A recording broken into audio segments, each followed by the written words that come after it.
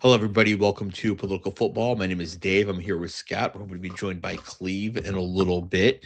As we know, the Super Bowl just happened, and the Seattle Seahawks won a bazillion to like three. Scott, how are you doing? How'd you enjoy the game?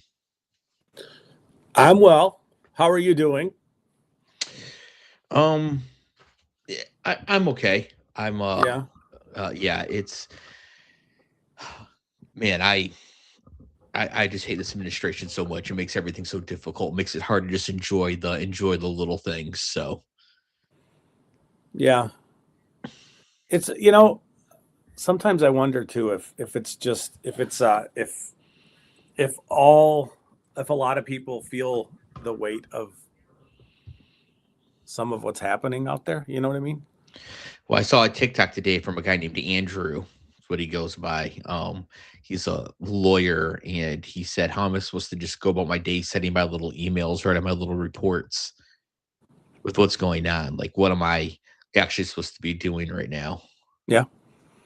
And Yeah. that's kind of how I felt watching the Super Bowl. Like, it's the Super Bowl, but it's just when things are this horrible, it really saps the joy from everything else.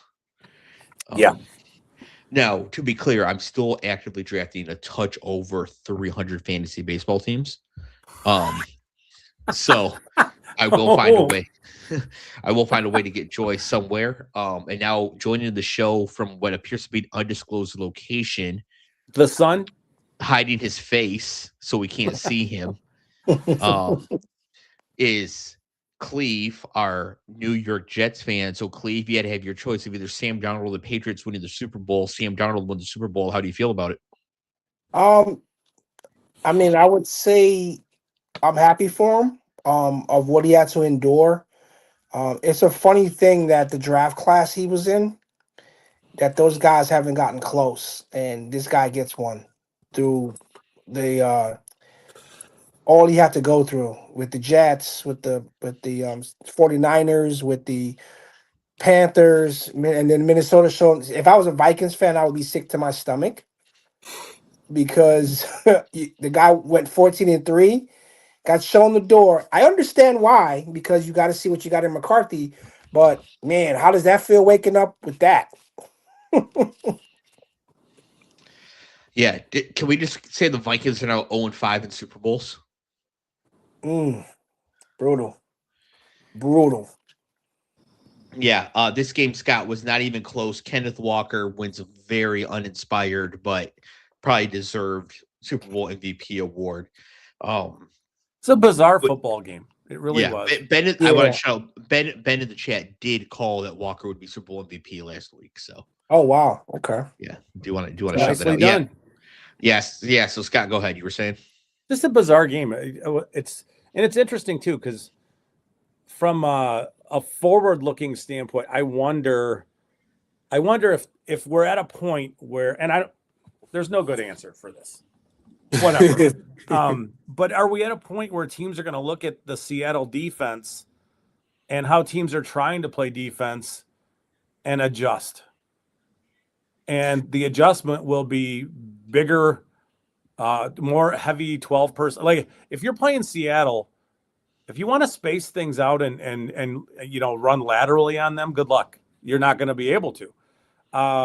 They have enough coverage stuff where you would think that they're okay there, and then you look at the defensive line and you think, well, it's not like we're going to hold up in protection a real long time. So the answer might be 2 or 3 tight ends getting real heavy and just mashing. And I don't think that that's a great. I don't think we're quite there yet, but I do think we're going there. I think football is cyclical, especially at the NFL level. And I think for a while we've spread out and we've seen. Now, Dave, tell me if I'm wrong, because I think you're more on the trends than I will ever be as far as thinking about football or any of these things. But it seems like we've played a spread out game of slot receivers and throwing it all over the place for a while, and now we're trending into 12 personnel. Some teams are going heavier, 13 personnel. And it just seems like, yeah, that's the way that you would want to match up against a defense like Seattle because they got everything else covered. I don't know. But when I look at and when I think about it, I think that teams will trend there. We'll get there again. So I don't agree with that, mainly because I think that defense like Seattle is very difficult because it requires one of the most difficult things to be able to find, and that is a safety that can play like a linebacker and cover like a corner. And so you need to have a player like Nicky Manwari or Kyle Hamilton to be able to do that. I do think Caleb Downs made about $20 million as this game was happening, heading into the draft this year. But those players are very difficult to find. It's almost like elite tight end. Like, yes, every single offense would love to have a Trey McBride or Brock Bowers, but there's only ever 4 at a time because it's so difficult to actually be able to do. So I don't think that the meta is going to go that way because I don't think most defenses are going to be able to actually replicate what the Seahawks are the Seahawks have done. You need a incredible safety like that. We are going to see safeties move up in the draft. We're going to see teams go hunting for players like Eman Wari and Kyle Hamilton. But, see, I wonder about, and I think NFL teams should, but I think the teams that, and Cleve, this is a story about perhaps the Jets. I don't mean for you to, take random heat here, but I wonder, Caleb Downs may be one of the best players in this specific draft. I don't think the Jets would consider him as high as at 2 because they'd have to pay him too much money at his position. He might be like the highest paid safety or one of the highest paid safeties before he takes an NFL snap. And I wonder if I guess I'm doing a lot of wondering today. The business decisions in and around taking a player that high are going to be problematic for some teams. Some teams going to get a really good player with him.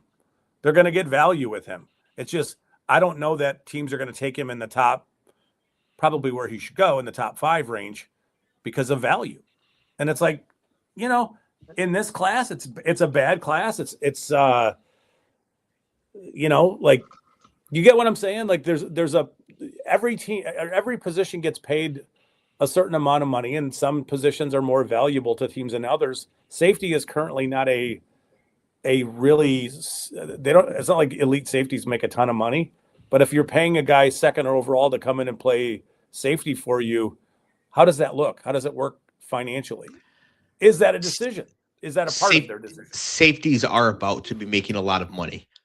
When Hamilton and Eman Wari are up for their contracts, they are going to make a ton of money, or they're going to walk and get a ton of money from somebody who will pay them, who recognizes exactly what they bring. So the elite, but Eman Wari's 5 years away from that. This was his rookie year. Yeah, he got 5 years. Seattle has control for. Was he a first round pick? He end of the first. I thought he was. If he wasn't, then they have 4 more years because they can franchise him. Yeah, but what I'm saying is that, we can name all the elite safeties in history that you could build Super Bowl winning defenses around because safeties at that level are that important, but we can name them all because there's so few. Yeah. So that's why I don't think we're going to see offenses try to beat this specific style of defense. This style of defense is impossible to replicate. It'd be like trying to say offenses need to form up a way to beat Myles Garrett. Well, he was a 35th pick. Yeah. Do you need to beat Myles Garrett, or do you just need to, because who has Myles Garrett? There's 2 of them at a time, right? Yeah, I think there are more defenses out there that are trying to structure themselves to be like what Seattle wants to do. Yeah, there's a lot of offenses trying to structure themselves like the Lions. Doesn't mean it's working. Yeah, they're kind of and again, you guys are way more technical with this stuff than me. Looking from the X's and O's, just kind of execution stuff. Every once in a while, we get a defense like this that gets kind of it burns itself out.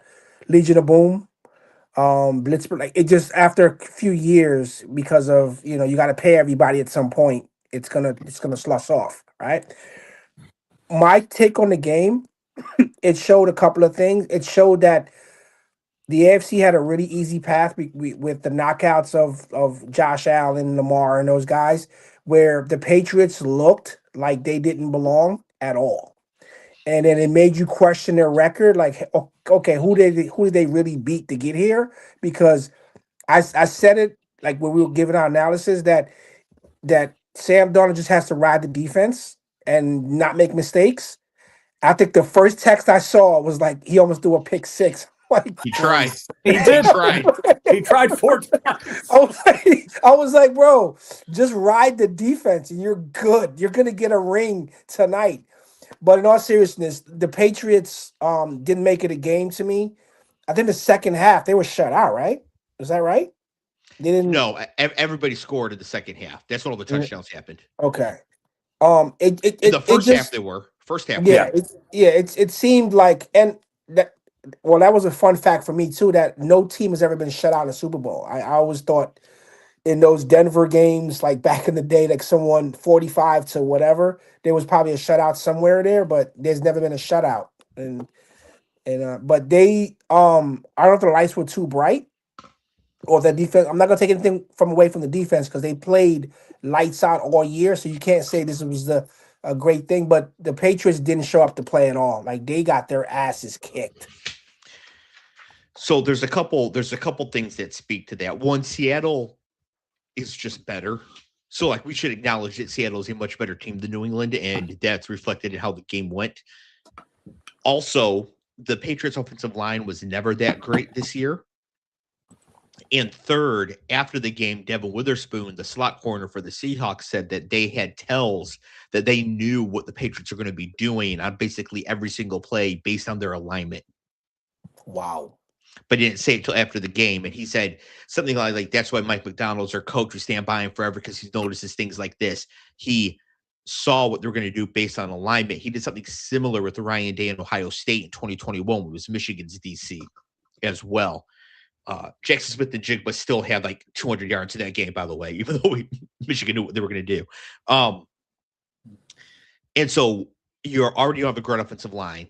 You're already overmatched, and now your opponent knows what you're going to do 90% of the time. I mean, the Patriots had no chance in this game. I mean, they got done to this game what they did to Justin Herbert in that game earlier in the playoffs. Yeah. Yeah. And it's, the whole Will Campbell conversation is super, super interesting with where people landed on that. You know what I mean? Like, yeah, what's the future there? And I think it could go either way. They can move him to guard where he'll be fine. He'll probably be pretty good. He's a very, very good guard. They can try play him at tackle without, giving away what they're doing to the other team. Like maybe that helps him be better when the other team doesn't know exactly what's going to happen. But it was clear in this game that he had no hope at playing tackle in this game. It was, yes. I don't know that he is prepared to play guard right now, because it is very obvious to anybody with eyes to see that he is not powered up. Right. And I think that's part of his problem, is that there's a, hey, I'm an LSU dude. I'm an SEC dude. My assumption with him is in the future, he's going to be an incredible offensive line coach or a run game coordinator kind of a thing. And I'm not saying that he's going to fail. But watching him set back the way he was, and then just to be like, all right, I'm at a point where I know we're going to make contact, and I'm just going to wait here for you. Like huge dudes can do that. Yeah. Because they can absorb all that contact. He is Jonathan not Ogden. right now that guy. He's an offensive lineman. He's a rookie. Yeah. So both those things indicate that he's a high draft pick. Those things indicate that he is going to get a lot better. And the limitations he's shown are limitations that I think we expected coming in. But the question is the issue his strength or is it his arm length? Because if it's it had nothing to do with his arm length in this game, because it just didn't matter. He wasn't using his hands, so it just didn't matter. I guess what I'm trying to argue is that, is he weak because his arms are short?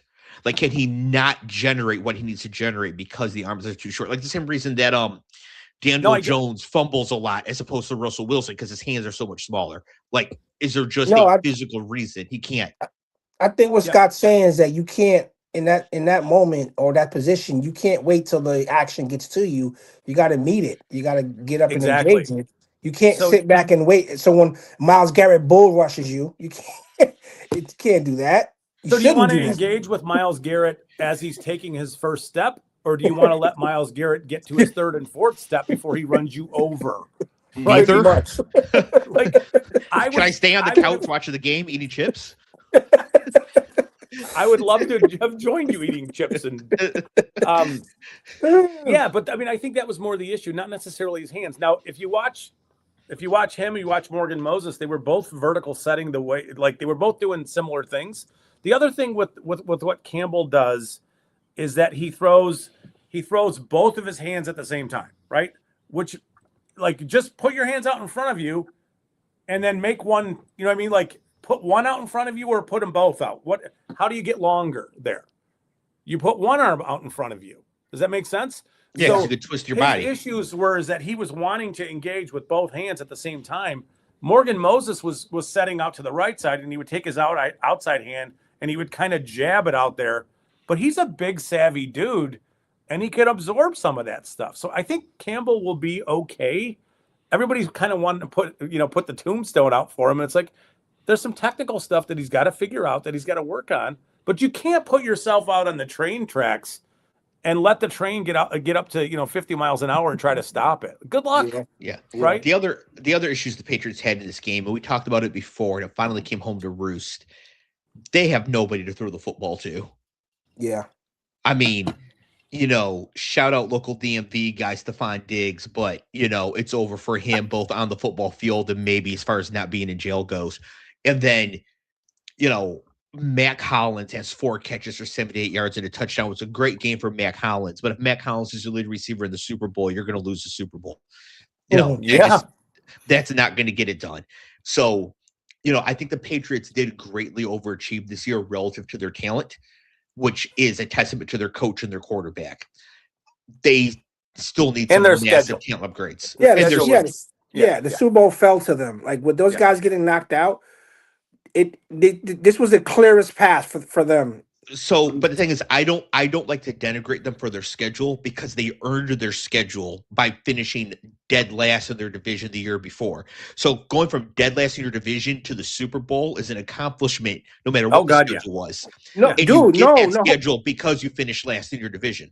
Yeah, I agree with that, Dave. I'm not nitpicking that. What I'm nitpicking is that Denver gave them a layup because like that was the path in. Like, I mean, obviously other things happened and fell their way, despite the schedule. Like they got there and they looked like they didn't belong there at all. Yeah, like that team got mollywopped. Yeah, it reminded me of like Bama Notre Dame in that natty where I think it was like the Manti Te'o team where they got steamrolled.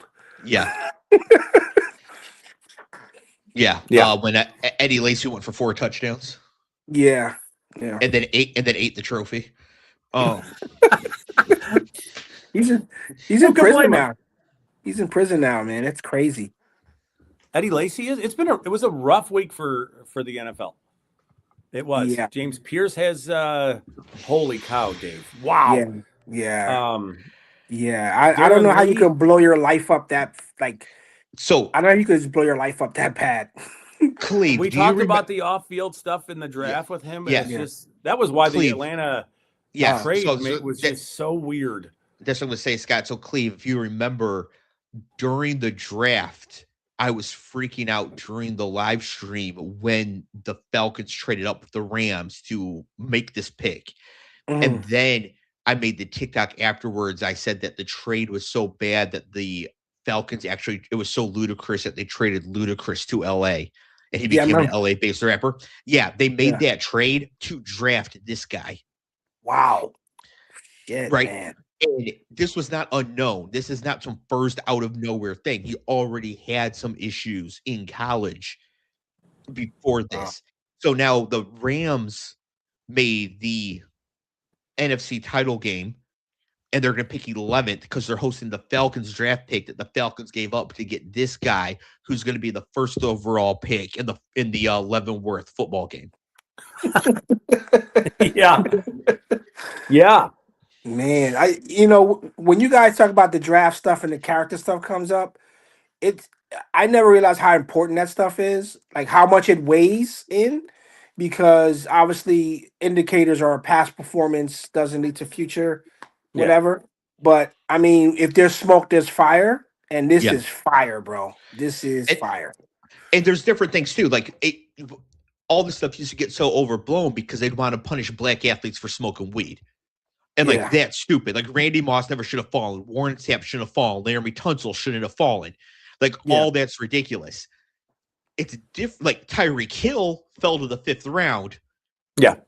and it was reasonable. And in hindsight, it was very reasonable, right? Yeah. You know, so there's a difference. Like when somebody says character concern, Georgia said Justin Fields was a character concern because they didn't like him because he left to go to Ohio State. I'm not buying that, right? When you have multiple allegations, investigations into anything, assault, domestic violence, and you're not even 21 yet, that's crazy. that Yeah. is where it's like, you know what? We'll draft somebody else. Yeah, And with yeah. him, the specific issues with him were talked about in and around him being really, really difficult to coach and very difficult to engage as a teammate with. Like, Oh wow. there were difficulties in and around him just getting along with people in the locker room, right? But then you hear that stuff and you go, all right, is this? You always got to couch that stuff with like, is there an agent from another defensive end he's contending with, or he's in with, who wants this guy to fall so his guy gets drafted sooner? There's always that game that gets played. Mm. But there was so much in and around both him and Mike Green this year where you go, and then you trade up what they did. It's just like, wow, And that's something too, is that like at some point, from a pure game theory perspective, it makes sense to draft these players, right? But that doesn't mean you trade up to get one of them. The Ravens traded down and got Mike Green in the 2nd round, right? Yeah. So they got more assets. They were able to take this risk at a reasonable price. You don't need to trade up for James Pierce, which the Falcons did, which is why I was about to move into all the coaches here. The Falcons have everybody brand new. Yeah. They all got fired because of this. So last thing I do want to say on the Super Bowl before we move on, though, of course, is my favorite thing about the Super Bowl the last couple of years. That is the halftime show. Now, Cleve, you said we were going to watch it. Scott, did you watch the halftime show? I mean, I side-eye glanced at the TV as it was happening. Cleve, but I couldn't tell you really. Yeah, I watched it. My flag was in it, which was great. The flag. Yeah, he shouted you guys out too. I didn't know if he was going to include you in there because it's not a Spanish speaking country, but he sure did. Yeah, it's. I mean, we have Spanish speaking is one of the languages, but English is the predominant language on the in the country. But yeah, I mean, I watched it from a musical standpoint. I thought it was fine. People I was in the room with was like, and I'm like, whatever. It wasn't. I can't say it was great or bad. It was just a halftime show, and I did what I was normally doing, whether it's going to be Bad Bunny or whoever. I went and got wings and stuff. Were you feeding your face? Yeah, pretty much. Pretty much. I have to say, it is kind of sus for both of you because we have like 100 smoking hot Latinas shaking ass on the TV, and you're side-eye glancing at Scott, and you're going to get wings, Cleve. Like, you realize the entire first half was 4 field goals. You could have gone and gotten your wings and side-eye glanced that. I was after I think I even text you guys, this game is ass or something to that effect. You wait for the Super Bowl, you wait all week, and you want some drama. Obviously, you want some things to break a certain way. And I mean, part of this game. So I like it, and I'll say this, and we can get off I'll get off the point. Like I'm a boxing fan first, football is second, and in fights like this would be likened to a very technical fight where you kind of study the defense. The offense for the Patriots is like whatever, but the defense, like Scott's noticing guys getting out of position and they're getting ran over and all that because they're set. It's like you notice. So for someone, it was a very exciting game. For some purists out there, some line coach, some secondary coach, it was probably the greatest thing that they ever saw. To the casual person, The game was whatever. For me, I was looking for like high stakes, high stuff. I wish another team had showed up for it, but like I said, Patriots looked like they didn't belong there, and I mean, people were actually bagging on Drake May for crying, and I'm like, you lost the Super Bowl. Like, are you kidding me? Like, have you ever played a sport where you lost? Like, you gave everything you thought you could do, and you lost. You can cry in baseball. You can cry in football. It's fine. You can cry. You can cry for any reason whatsoever. It's fine. You can cry. Fine. Who cares? Yeah, I was like, people were like, why "Oh, bag on a guy for caring?" Like, really? I was like, I would want if I'm next to a teammate, we just got our asses kicked in, and I'm like, bro, you're not upset or crying, and you're pulling a Trayvon Diggs going to a club or something or a video shoot. I'm pissed off about that. I'm like, what are you doing, bro? Yeah. Yeah. No, anybody who was getting on Drake May for crying definitely flipped over to the Kid Rock halftime show. I'm just kidding. Nobody watched that garbage. So the thing I liked about this game, it wasn't entertaining. Like, there's no getting around that. The game was not entertaining at all. But the Seahawks won the game in the way they intended to win the game, in the way that demonstrated how they've played all season. Yeah. So it was nice to like. It would have been like if the 07 Patriots beat the Giants by 50. Right? Yeah. Not entertaining, but it's like, yes, this team is undefeated. They've destroyed everybody. They destroyed again. And on we go. Same thing here. The Seahawks won the game in the Seahawks way, exactly how they wanted to do it. They don't want to play an exciting game. They want to boa constrict you and not let you do anything. And so to watch them execute their plan exactly as they wanted to was nice to watch. The game itself not entertaining because there was never any drama. Yeah. One of the most athletic plays I saw in the game that I can remember, I think it was a deflection. It was going to be a score in the end zone, and my man's closing speed, that corner's closing speed was crazy, bro. Like it was he unreal. almost intercepted it, but he just knocked it down. I was like, that must have had Drake May thinking, I can't throw into these windows at all. These guys are right there. These guys are hanging on like a cape on these guys where I didn't think he could make a play like that. And I mean, that was for sure touchdown. And he just got in there. I forgot who the player was. And I'm like, that was an amazing play. But a lot of those plays were happening where these guys were getting in front of the passing lanes. And I'm like, Drake May's got to be like, what can I do? I can't go over the top. What do I do? The way you knew this game was not competitive, was never going to be, is that the Seahawks' best player left the game with a concussion and nobody cared. Damn. Jason went out of the game and nobody was like, does this help the Patriots? Is this gonna Yeah. like, was like, okay. Well, he's gone, I guess. Keep it going. There was just it didn't matter at all. Ben with a good comment here. He says, I'm not a fan of Big Bunny or K-pop, but I hope it's a bunch of BTS guys next year just to work the snowflakes. So that's absolutely true. I loved this halftime show because I love learning about other cultures. I mean, I loved Kendrick for showing off our culture. By ours, I mean me and Clev, not Scott necessarily. Jesus. That's valid. But I'm not saying that Scott doesn't have to play the Great American Game. I'm saying people like Scott get to have a game genie when they're playing. Scott's got my +1 for life to the cookout, bro. Like I don't understand. Yeah, no, Scott can show up to the cookout for sure. Yeah, no, absolutely. But I learned so much about Puerto Rican and Latin American culture that I didn't know, or I had it more fine-tuned from this performance. And there were some parts of the performance I didn't understand in real time. Like, I didn't understand the electric poles and why they were climbing them. Like, I didn't. That is literally the only thing I did understand. Yeah, that's seriously. There's like got it. Power. It's like a power thing in Puerto Rico. I knew after one of the hurricanes, the power was up for a very long time because we had a couple of friends that were stranded down there. So like I knew about that, but I thought it was like a one time, like when Texas froze over and Ted Cruz went to Cancun. Like I thought it was like a one time thing. I didn't realize it was like a constant ongoing thing. So that was very cool to learn that and all the different stuff. I also liked how all the celebrities who weren't singing were just kind of there. So like Cardi B and Jessica Alba and Pedro Pascal were just kind of hanging out in front of the house dancing. Didn't make a big deal about them, right? It was just there for the party. You know, Lady Gaga and Ricky Martin got to sing, so they got featured more. Did you know, Dave, that the storefronts and some of the vendors were real, like they were real vendors and real storefronts? Did you know that? Not until after the fact, but when they showed that one older lady, and I was like, that's way too random. Like, she Yeah. doesn't fit in this unless there's a trope about abuelas owning these sorts of stores. That has to be a real person, but I had no idea who she Yeah. was. And then Cleve, they also had the boxers because Yeah. Puerto Rico's got a great boxing history, a couple great Yeah. champions. Yeah.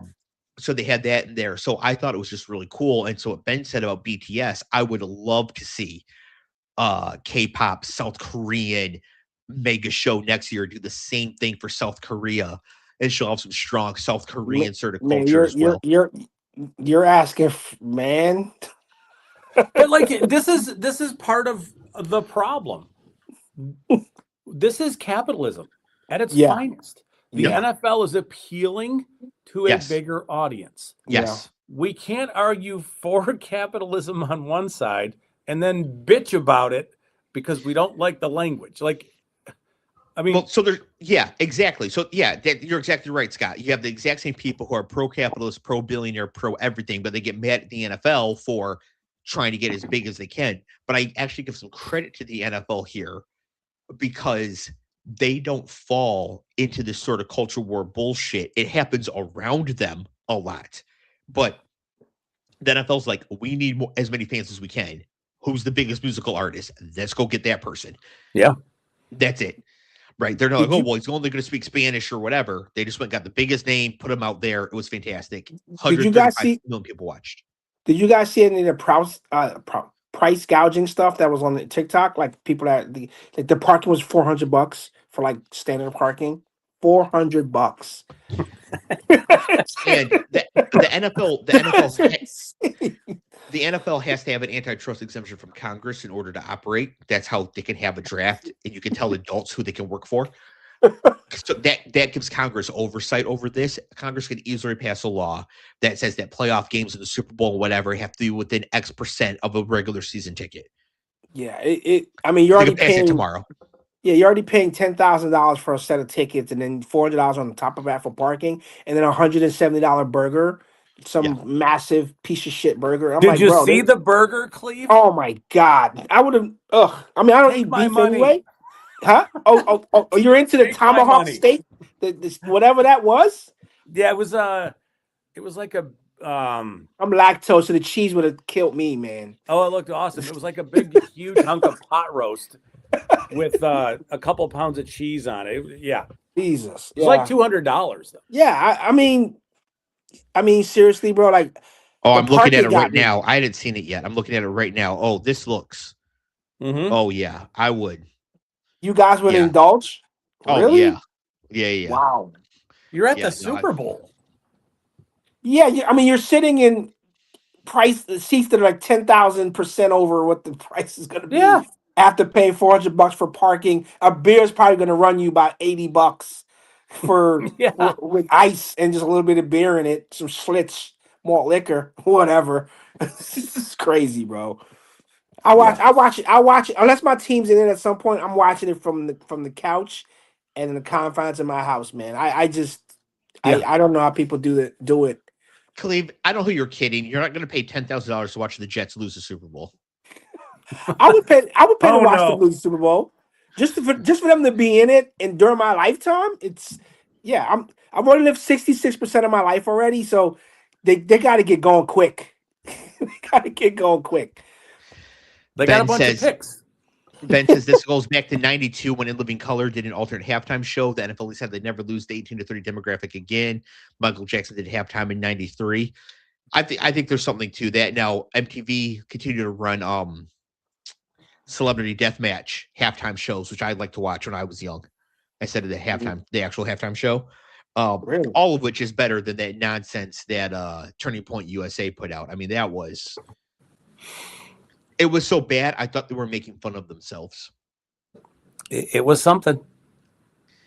I just want to smoke my beer, drink my fish, fuck my truck. Like, I mean, first of all, to just be so racist that you have to put out your own white halftime in the first place. But then on top of that, Megan's looking at me because she heard me singing. To put out your own white halftime show anyways. but then you know it's racist and a bad idea because they couldn't get any talented white people to participate. Yeah. Because you think before they settled on Kid Rock, they were like, let's call Metallica. And they were like, no thanks, not racist, hang up the phone. Okay, let's call Eminem. No thanks, not racist, hang up the phone. Like, there's a lot of great white musicians out there. None of them wanted to show up for this. No, you don't want the backlash, bro. You don't Exactly. Yeah, you don't want to. I think Ludacris and Nelly were in on it, not this particular show, but there's some kind of tour that was Yes. associated. But then they've all been backed out too, like to Yes. go around doing Because that. it was presented as a like Southern living sort of multicultural tour. That's how it was pitched to them.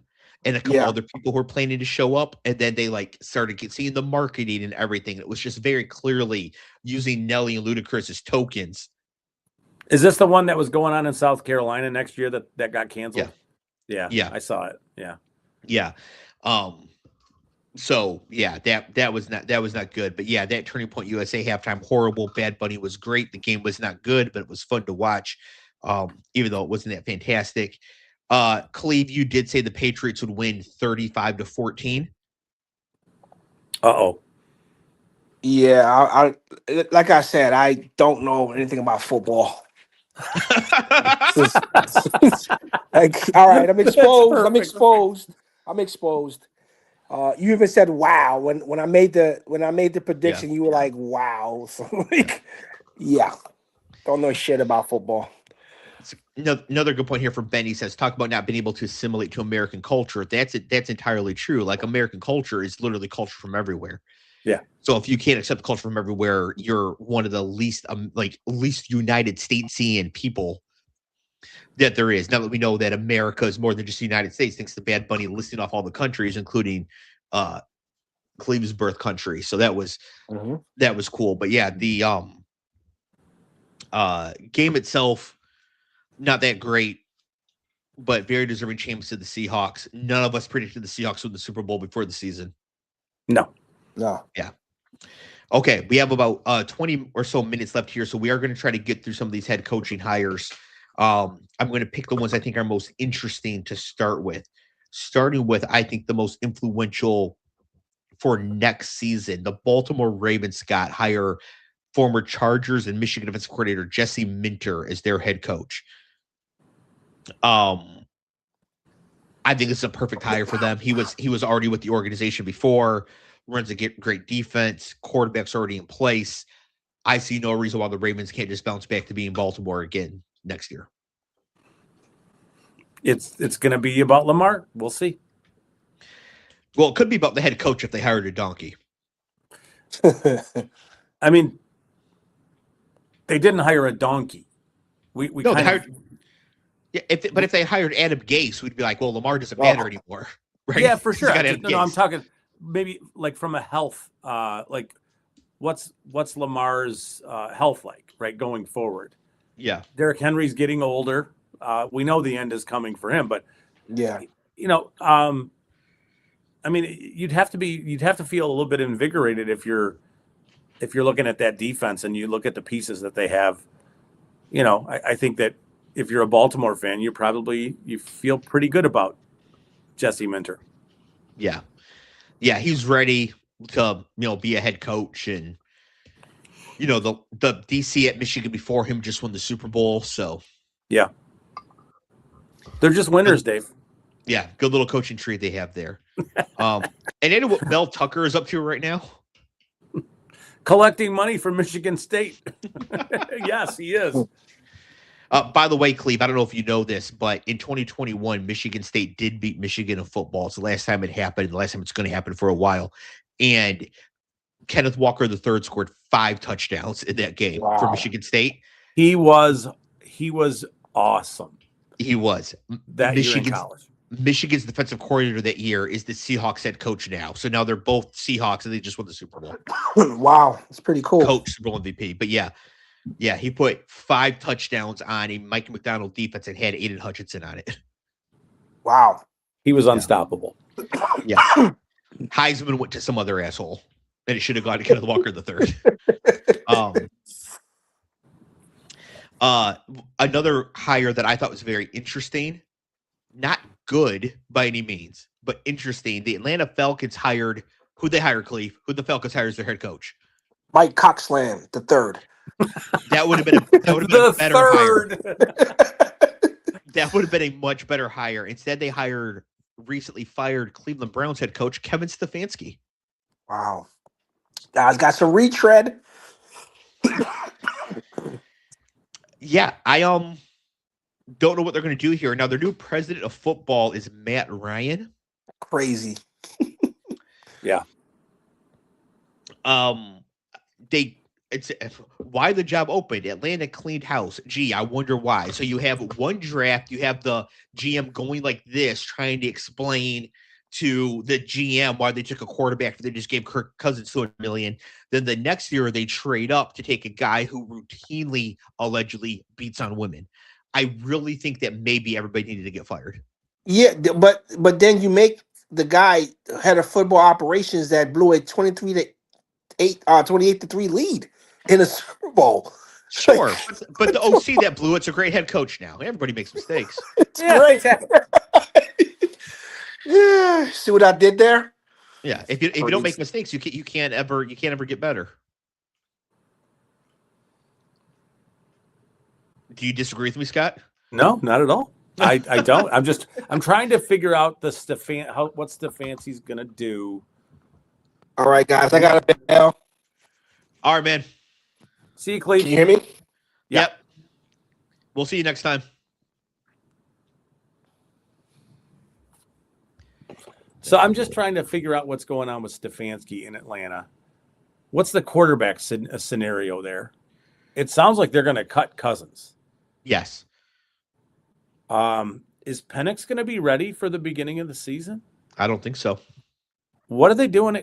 So you went from a scenario where you signed Kirk Cousins and then you drafted Michael Penix, and in 2 short years you may be without both of them.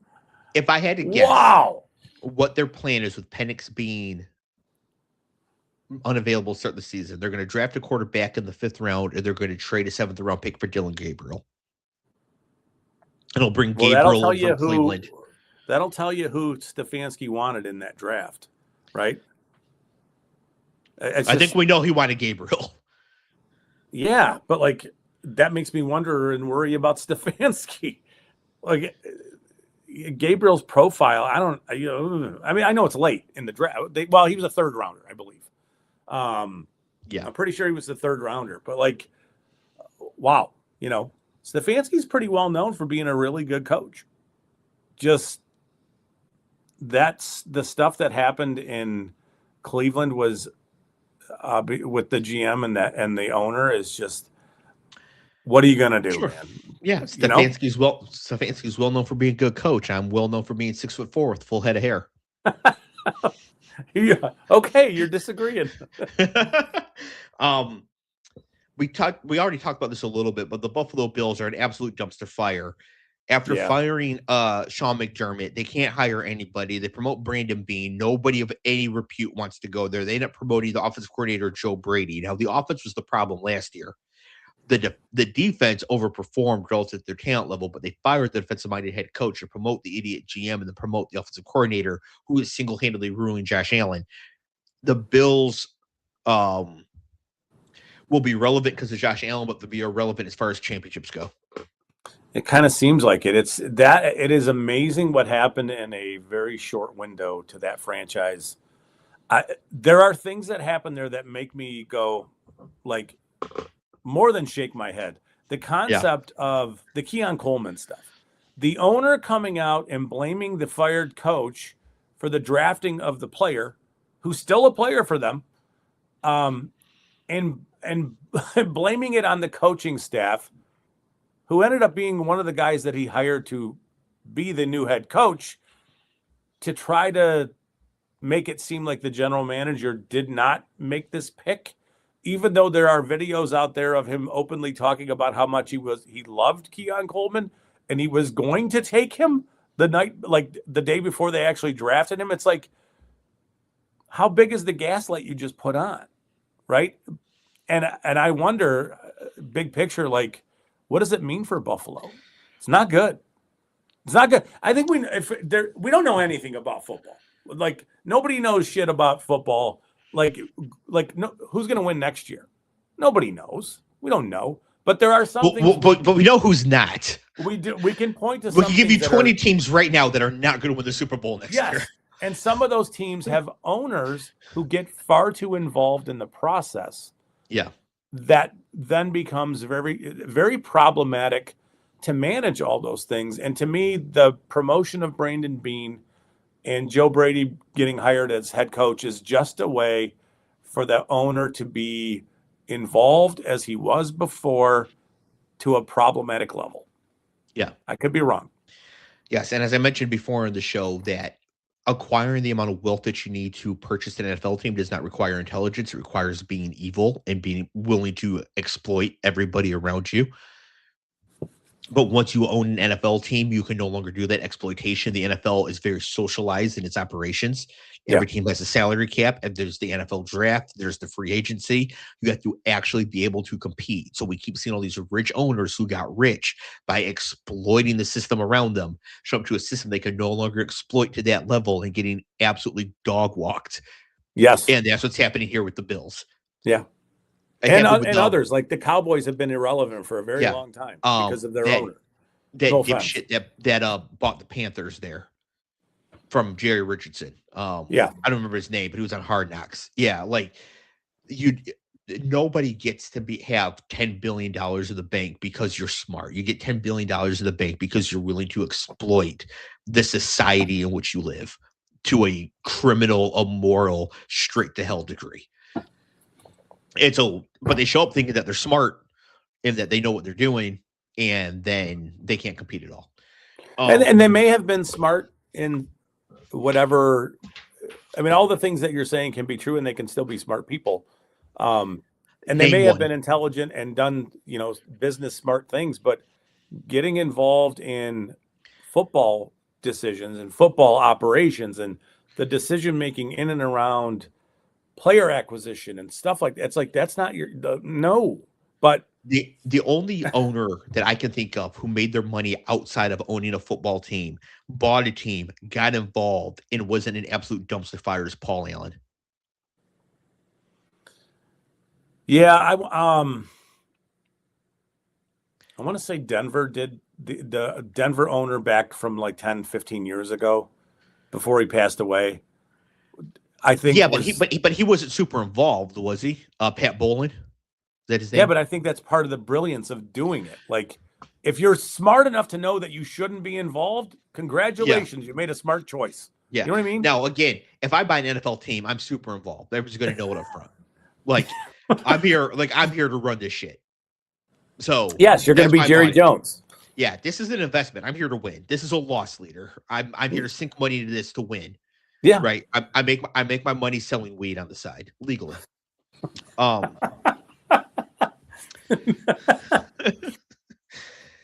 The Cleveland Browns hired Todd Monken, which is a hire that I'm very confused by. I don't know how to feel about it. I think Todd Monken is a decent NFL head coach prospect, even though he's almost 60. I think that a lot of he's a great success as a big-time college coordinator, as a mid-level college head coach. He's a good offensive coordinator in the NFL. He was the Bucs OC for the Jameis Winston 30 for 30. I think it's just because it's Cleveland. Like, I'm like, nobody's going to succeed there ever. So maybe that's why I don't know how to feel about it. But I feel like if Todd Monken went to the Falcons, I'd be a lot more excited. I think if part of it too, at least for me, is there's so much unknown about what's happening in Cleveland that it's hard to know how to feel about it. Who's the starting quarterback there? I don't know. It's going to be Shador headed into the season. It wouldn't surprise me a bit if it was Deshaun Watson. Not a bit. I mean, not a bit. But I don't know how to feel about it because I don't know who the quarterback is. I don't know what. I mean, they have some pretty premium picks in this draft, right? Don't they have 2 first rounders? Yeah. Really curious to see what they do with those. Trade. Yeah. Yeah. So there's some things that you could get behind, and you could say, yeah, Cleveland's moving in the right direction. That's all good. maybe Monken's a part of that. I don't know. We'll see. Yep. The Miami Dolphins hired Jeff Hafley, who was most recently the defensive coordinator for the Green Bay Packers. Before that, he was the head coach of the Boston College Eagles. He quit coaching Boston College because the new way of coaching college football was too much for him. He couldn't stand competing, the grind, NIL, having to recruit his own roster. I don't understand how a guy who wasn't about the grind in college could be about the grind in the NFL to the level needed to be successful. So I'm not doubting his football ability at all, but I think he all but signaled that coordinator was his ceiling when he quit Boston College, where he was successful by Boston College standards, safe hours, that sort of thing. Because he didn't want to do the grind anymore. Well, bad news. You're head coach of the Miami Dolphins now. What do you think is about to happen? Maybe he doesn't have to do the grind anymore. Maybe it's the coordinators behind him. Who knows? In the NFL, you constantly have to keep recruiting your own roster. Players can demand to leave. They cannot want to sign. They can all the stuff he didn't like about what changed in college has always applied to the pros. Yeah. So again, I think he's a fine defensive mind. He's a fine defensive coordinator. He could be the Lions defensive coordinator. I wouldn't care. But as a head coach goes, he already demonstrated he's not about this life, and now he's going to be about this life in Miami, where you could relax. I'm not. It seemed to me like he despised the idea that he could get a commitment from a kid for 1 year and then that kid would leave, and for him that was undoable. So in the NFL, so then he turned around and left and went to the Packers, thus demonstrating why the players need to be able to do the same thing. Exactly. So now he's in the NFL where players sign contracts, and it's easier. I'm sure it's easier for him to justify it to himself that it's okay because they're signing contracts, and contracts have limits. And when those when the contract is up, player can do whatever they want, right? Yeah. But I don't know what to make of his hire. It's another one of in the long list of coaches that have and coordinators and all these things that have changed over this offseason that are just I don't know. We'll see. Well, I'll tell you what I know is that knowing this about this guy, Devon Achane should sit out immediately and demand a new deal. So he is Achane's story right now is really interesting. With McDaniel not there anymore, are they going to get away from the running scheme that makes Achane so dangerous? And if so, if you're maybe Achane's not there long term. If you're the Chargers and you know how important running the ball is to Jim Harbaugh, and they have Omari and Hampton, and you need two, do you just send a second-round pick for Achane to the Dolphins? I don't know. I'm not sure if he would fit the Harbaugh way of running. I don't know who's going to win that fight between Harbaugh and McDaniel. McDaniel runs the wide zone stuff. And Harbaugh's more inside zone, but predominantly power related. This is very easily Corum, Haskins, Edwards, Mullins. You could see them doing both is of them not together. Anything like any of those guys. He's not. Yes, he's far more explosive and a much better NFL running back. He's super freaking fast and great in the passing game. But he needs to operate laterally to then find a running lane and cut through and go. I don't know that he would function real well in a power system where it's heavy running between the tackles. Not a great combination. But in a place like San Francisco where they run wide zones, I'm not saying you need to do it right now, but I don't know what Miami's going to be on offense. I don't have a clue. No idea. Their offensive coordinator is PFF Bobby, so they're going to suck. They're going to run lots of zone, which is good for Achane. Yes, but they're going to run it for 2 yards at a time. It's one of the reasons why they struggled so much with Dameon Pierce in Houston, because he needed to be a heavy gap runner, power concepts runner, and Bobby Slowick didn't run that stuff. So Achane might fit. If it's Bobby Slowick, then he may fit. A deceptively risky hire, not because of anything to do with the hire itself, but I think the situation is much more risky than people are thinking. The Giants hired John Harbaugh. Yeah. I think that people are out over their skis on Jackson Dart and Cam Scatterbo and the offense in general.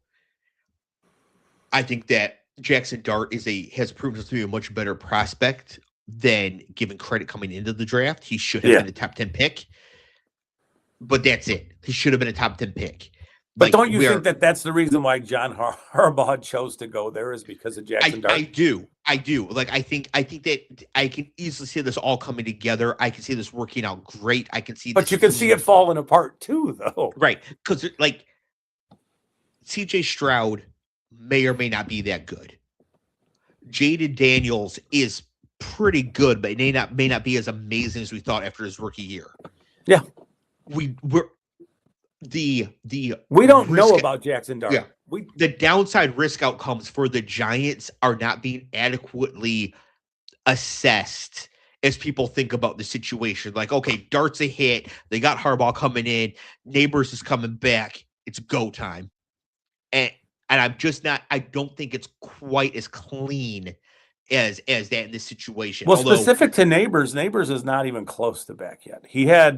So on top of tearing his ACL, he had a pretty complex meniscus tear, which it's by itself is like a 4 to 6 month recovery. Like in a walking, like you're not really weight bearing. You're not really, you're not. So his recovery is going to be longer. I know I said this on our other thread months ago, but his recovery is going to be significantly longer than your normal ACL. But that's also okay because the Giants are not competing for the Super Bowl this year. He could take this entire year off if he wanted to. He could. It's just, what does he come back like, right? If he's anything like what he was, they're cooking. Once he's healthy, he'll be fine. He's like 20 years old. But there is a small chance that he will have lost a little something. But even having said that, he's still so good that it doesn't matter, right? It's just his career longevity may have been shortened. We don't know. Yeah.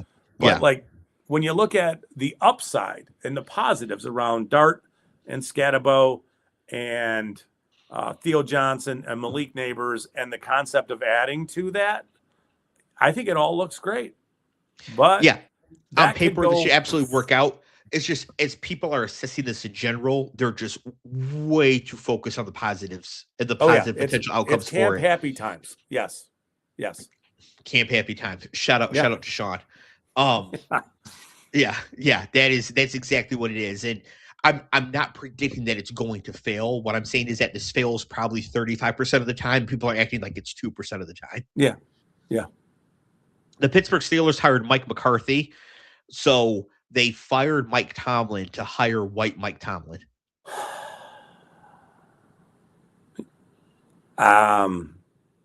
Yeah. I mean, that's all I got for you, buddy. That's it. You know the meme where the old man is opening the shirt for a present and it's the same shirt that he's wearing? Yes. That's exactly what happened here. Yeah. Like, I do not understand this at all. And it could work out because it's the exact same thing. And the Steelers have been moderately successful running this playbook for a while. They're probably going to win 9 to 11 games with the playoffs again. And I would love to know what the changes that are coming on offense are going to be fascinating. Yeah. They are. Yeah. Because if McCarthy has done things in the past at his previous stops, their offenses have been good. Yes. It's just, how quickly can that happen? I mean, Pittsburgh has a really good offensive line. Yep. They need weapons, right? They need receivers. They need receiver help.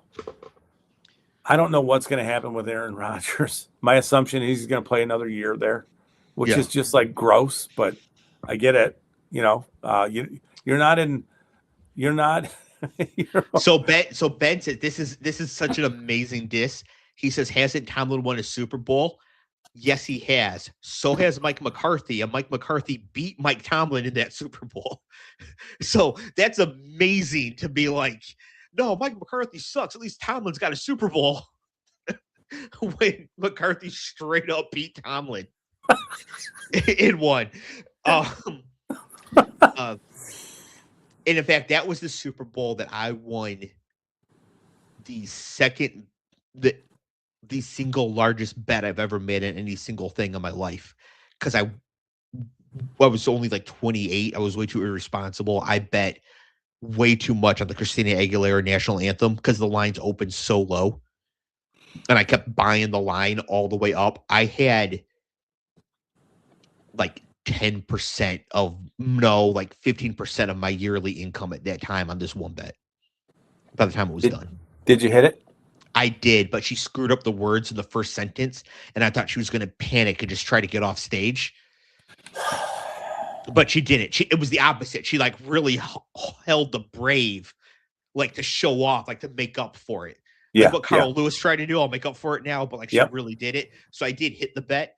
But there was also a bet where I learned that I didn't actually have a gambling issue because the win didn't give me dopamine. It gave me relief. You were so panicked about it? Right. I was so panicked. Like I was so confident leading up to it. I was like, there's no way. It opened at like a minute 40. Like just over. As much as Bovada would let me put on. Next thing I know, I've got a ton of money on this thing, and it hit. So yeah, Mike McCarthy has won a Super Bowl, and he was the second happiest person on earth that day behind me. Oh, memories. Titans hire Robert Saleh as head coach, Brian Daboll as defensive coordinator, and Gus Bradley as defensive coordinator. I'd say they got a pretty good staff. Yeah, but they're all it's fine. Right? Like I like Saleh running the show. I really do. Yes. Especially if he can just defer the offense to somebody he trusts. And I would hope that would be the case here. Yeah. Does he have a history with Gus Bradley? I don't know, but they've both been really good DCs that filled as head coaches. Yeah. But Saleh failed with the Jets, which I don't think counts anymore. I don't think it does either because everybody has. Yeah, I think failing with the Jets just means you were part of the Jets. And Bradley failed with the Jaguars back when they had but wasn't he problems. The coach that got them to the AFC title game with Bortles? Yeah, Poppin' Bortles. I think Bradley was the head coach there. He was, yeah. Yeah. So this is just a really experienced staff for a really young team that needs to build a roster and a franchise that needs some sort of stability. Yeah. After watching the coach they fired take a team to the Super Bowl after winning 4 games last year, I think across the board, this is probably the best staff that's been put together. Yeah, it's definitely interesting. It just makes me wonder, are these older dudes still in touch with modern NFL things? We'll see. I don't think Saleh and Daboll are that old, and I think No. Yeah. As coach of the Giants this year, that he can certainly coach offense. Yeah, for sure. Yeah. If Yeah. that's all he's doing, I think that's a good thing. Yeah. Right? Now the Titans roster is absolute dog shit. So it's gonna take them a while to get some players in that they want and all that. But as far as just quality of staff goes, like if I was taking over the Titans on Madden, this is Jeff who Simmons. I'm get. Jeff Simmons, you're out. Yeah. Trade him for whatever you can get. Coming back to us. Yeah. Yes. Jeffrey Simmons, he was the one that was thrown out of Michigan State, right? I don't know. I think Jeffrey Simmons got run out of Michigan State for behavioral issues, which is where Robert Saleh went to college. So he comes in, and now he runs him out of Tennessee. I think, don't quote me on that. Somebody got run out of Michigan State to Mississippi State, who ended up being very good. I really think it was Jeffrey Simmons. I'm going to look, but I think it was the other. The other one? I know the story you're talking about. Okay. It's the other guy. But who was the other guy? Yeah, exactly. I'm going to keep talking. I'm going to. Okay. Look. Jake says, I have a gambling problem. I bet that the Lions are going to win the Super Bowl before Dave finally decides to shave his head for the first time. And it's possible neither ever happened.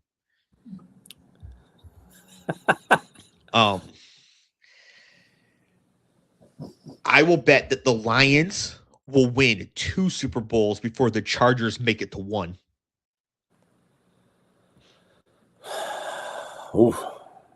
Yeah. So, yeah, we can put 100 on that, Jake. I know it's booked. You're going to put it in the chat. I know it's booked. We'll take it. Well, while Scott's looking at it, we got two more coaches to go here. We'll get through these quickly.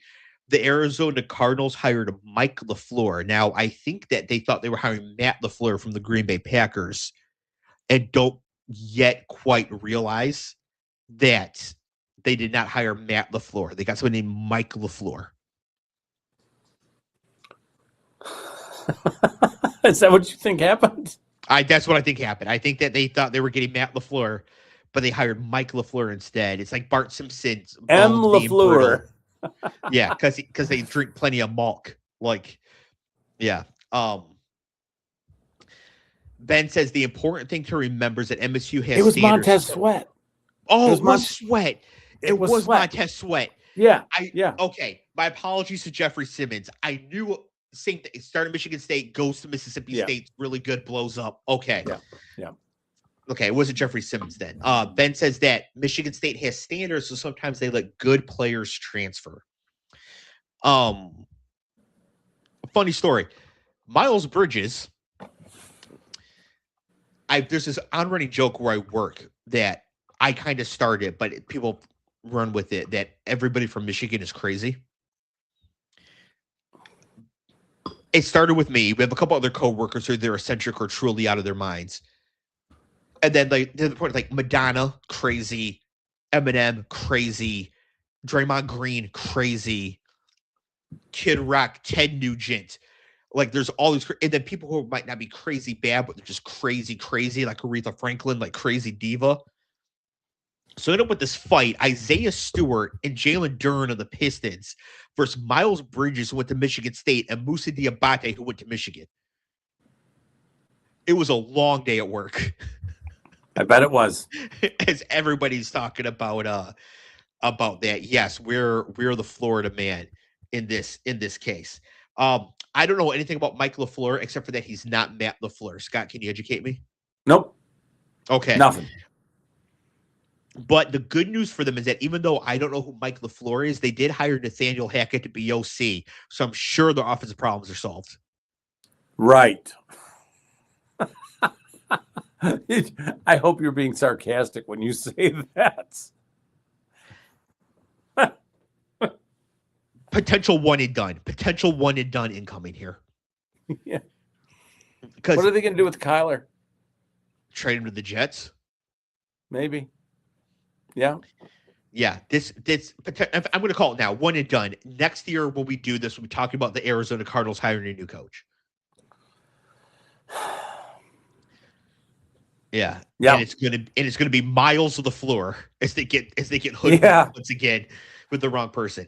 And finally, the Las Vegas Raiders hire Clint Kubiak, the offensive coordinator for the Super Bowl champion Seattle Seahawks. This wasn't official till after the Super Bowl, but everybody knew it was going to happen. And this is a great hire. Kubiak is this year's Ben Johnson. He has been an up-and-coming OC for a long time. Now, this was his first year in Seattle. The year before, he was with the Saints. If you recall, the Saints opened the season 2-0 with 40-plus point games, and then everybody died. Yes. Derek Carr, Chris Olave, Alvin Kamara, 3 offensive linemen, Rashid Shaheed, the entire offense melted into nothing, and then the wheels fell off. Everybody gets fired. Not his fault. Goes to Seattle, does an amazing job again, wins the Super Bowl. This is absolutely well-deserved. He is a brilliant play caller, brilliant schemer. You know, the people who break down film are pointing out things from the playoffs where he's setting up touchdowns in the fourth quarter based on plays he's calling in the first quarter. And he's obviously keeping track. Very Ben Johnson coded. I think this is a great hire for the Raiders. See the where they pulled JSN back into the backfield to be able to get him some depth on the eventual corner route he was running. And it's like, the detail there is absurd. It just is. Super smart. Yeah. Yes. And notice, too, they didn't pull Jason in the backfield, give him a toss sweep, 65 toss power trap like he's a running back to give him an ankle sprain like the Cowboys did for CeeDee Lamb in week 3. Not that I'm still bitter about it. Yeah, so I think it's a great hire. I don't know what they're going to do at quarterback. Oh, they're going to take Mendoza. So they're going to get Mendoza. They're going to have Brock Bowers. They're going to have Ashton Genty. Who do they have a If wide they receiver?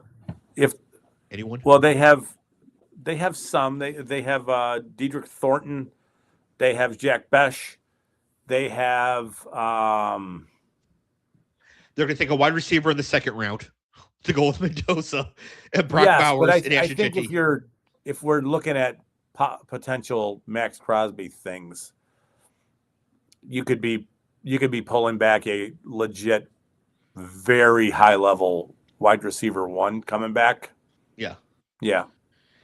As a Lions fan, I would trade 3 first-round picks and my own mother to the Raiders for Max Crosby. Would you trade Jameson Williams and 2 first-round picks? The Raiders would snap call. Yes, I would try to make it Jameson a first and a second. I would try. They would snap call that.